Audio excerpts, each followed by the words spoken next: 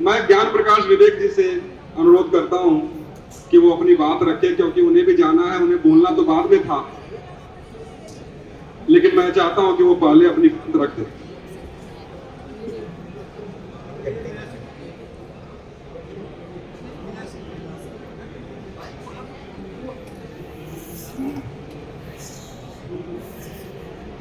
नमस्कार दोस्तों, मुंह तिजोरी में नहीं रहती, कविता संग्रह का विमोचन इसी तरह हमने पहले कभी किया था।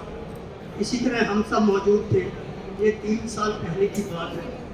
बीच में कोरोना जैसी महामारी ने हमसे बहुत कुछ छीन लिया, लेकिन इस संतरास और हौलनाक मंजर के बावजूद बिना विश्वास की कविता का यह वैभव और प्रभाव और दिलकश एहसास है कि आज हम उनके कविता संग्रह के दूसरे संस्करण का जश्न मनाने आए हैं।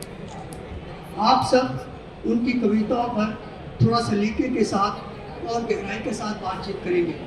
मैं कविता पर जो बातचीत कर रहा हूँ वो बहुत साधारण रूप में व्यक्त है। यूँ भी कह सकता हूँ कि एक बड़ी उम्र के पाठक का इन कविताओं के विषय में क्या सोचना है, उसकी कुछ तहरीरें मैं पेश करूँगा। मेरे विश्वास मेरे बहुत पुराने दोस्त हैं। ऐसी पुरानी दोस्ती को हम कदीमी दोस्ती भी कहते हैं। एक दोस्त के रूप में मैं उनसे मोहब्बत करता हूँ कि वो ज़िंदगी के हर इदारे में न सिर्फ मेहनतकश हैं, बल्कि बहुत निष्ठावान और ईमानदार भी रहते हैं। ईमानदार वो अपनी रचनात्मकता के प्रति रहते हैं। आप उनकी कविताओं को पढ़ सकते हैं, महसूस कर सकते हैं और देख भी सकते हैं।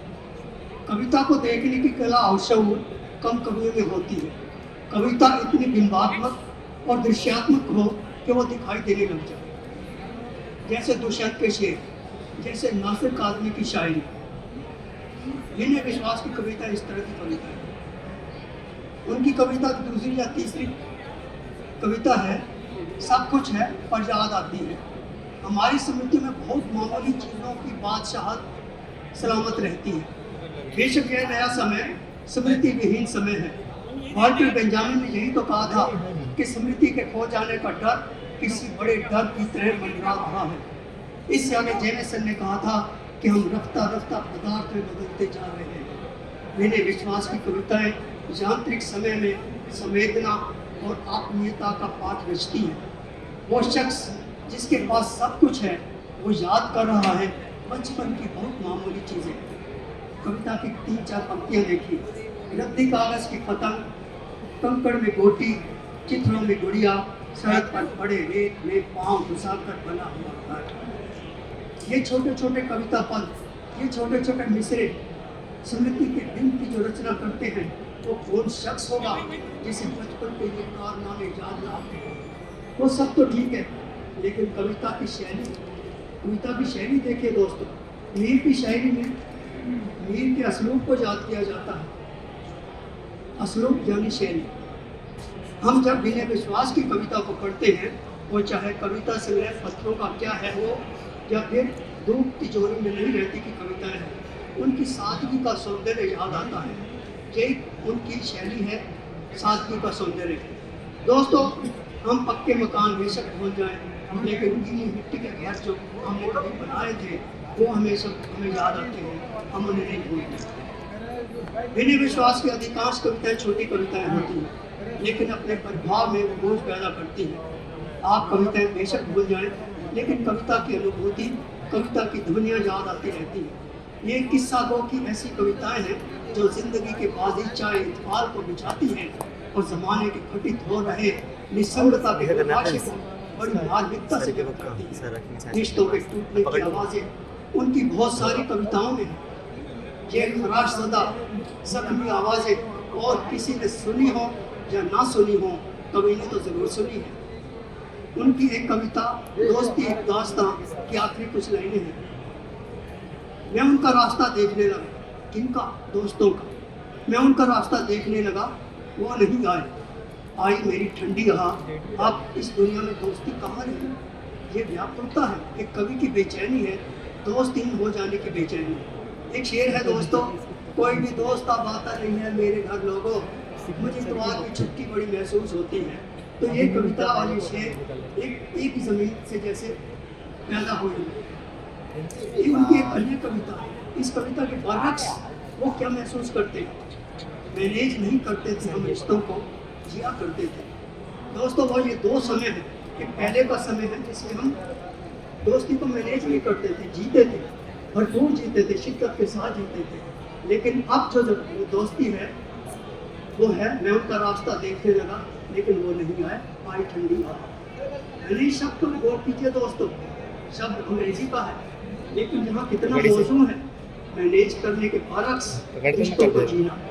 आप देखें विनय की कविता का भाव बहुत हमें एहसास कराता है कि कुछ तो है जिसका आचरण हो रहा है और उसे बचाना जरूरी है। वो एक छोटी सी कविता में इसको उत्तर तलाश कर रहे हैं। कविता क्या है, दोहे की बाल में है। हर मुश्किल का वध किया मित्रों ने हर बार, ऐसे मिली सहायता जैसे हो धिक्कार, जैसे हो अधिकार। पढ़ो अकेला ना कभी लघु दीन का चित्र, दुनिया का धन है मगर मेरा वैभव मित्र। दोस्तों दुनिया के लिए वैभव बेशक पैसा धन दौलत हो, लेकिन कभी मित्र के लिए, बिना विश्वास के लिए जो मैत्री भाव है, जो मित्रता है, वो उनका वैभव है। ये उनकी संवेदना है, जो उनका जज्बा है, जिसका हम एहतराम करते हैं। मैं आदमी नहीं, कविता हमारी नई तहजीब पर तंज है। इस तंज के पस मंजर मूल्यों का और मनुष्यता का पतन हुआ है, उसका अहवाल है। यह नया समय शोर मचाते सफलता के इश्तिहारों का समय था। वो कहते हैं हवा का रुख भागते हैं, पलटी मारता विचार हूँ, देखने में लगता हूँ आदमी, हकीकत में सफलता का इश्तिहार हूँ। कविता में जो मैं है वो हमारे अनात्म समय का मैं है। यह मैं इतना आत्म केंद्रित, इतना जमाना साज है कि कभी वो अंक गणित बन जाता है, कभी बीज गणित। विनय की कविताओं की खासियत यह भी है कि वो ना कभी लाऊ होती है, ना बेवजह का हाहाकार करती है। उनकी कविताओं में शब्दों का ताप, भाषा की लय, तथ्य की दर पर दस्तक देती पहुंच है। उनकी कविताओं का अकद भी है जो ध्वनित होता है। जोन ऑफ साइलेंस उनकी कविताओं में शब्दों को जिंदा मुहावरे में डालता है। यह कवि की कामयाबी है। उनकी कविताओं में टूटे हारमोनियम से निकलती तो बड़ी आवाज़ है। उनकी कविताओं में भाषा के अतिरिक्त स्पंदन और स्पर्श की भाषा है। उनकी कविताओं में वो जीती जागती आंखें हैं जो विडम्बना पूर्ण दुनिया के यथार्थ को देखना संभव करती है। उनकी कविताएं दिल के एक कोने को बचाए रखने का यत्न है जहाँ जज्बात को रखा जा सके। सच कहूँ तो उनकी कविताएं रेत पर पड़े लापता शंखों की मार्मिक पुकार है। उनकी कविता की एक पंक्ति है दोस्तों, कविता क्या है, पूरा आख्यान रचना हो जैसे। आंसू तब से रहते हैं आंखों में जब से रोशनी, आंसू तब से रहते हैं आंखों में जब से रोशनी, आंखों ने जब से देखना शुरू किया रोशनी की दौलत हासिल की। आंसू और रोशनी का जो साथीपन है यह वो आख्यान रचना है जो एक पंक्ति में व्यक्त हुई है। वीणा की बहुत छोटी सी कविता है। मैं अपने को ढूंढता रहा था कि मिली तुम अपने को ढूंढती। दोस्तों क्या ये लापता हो जाने का समय है या ये मोहब्बत में गर्क हो जाने का समय है जिसमें हम अपने आप को लापता पाते हैं।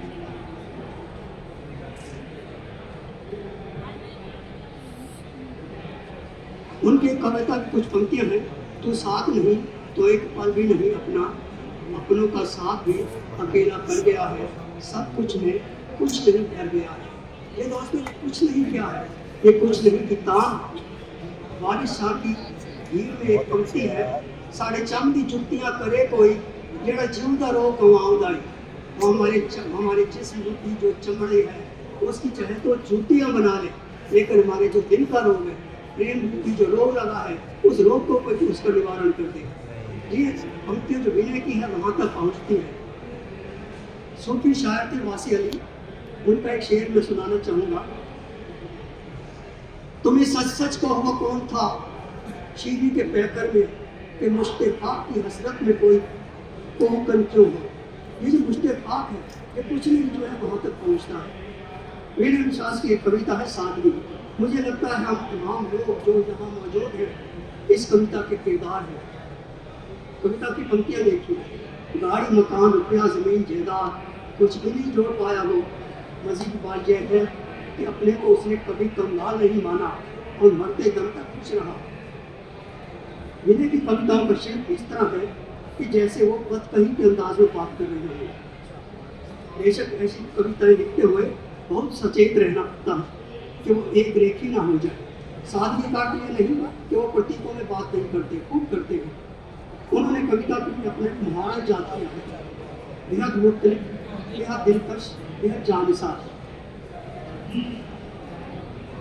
उन्होंने माँ पर बहुत अच्छी कविताएं लिखी हैं और इस बात का विश्वास दिलाती है, यकीन दिलाती है कि माँ का रिश्ता हर दौर में हर लिहाज से उत्कृष्ट और आत्मीय है।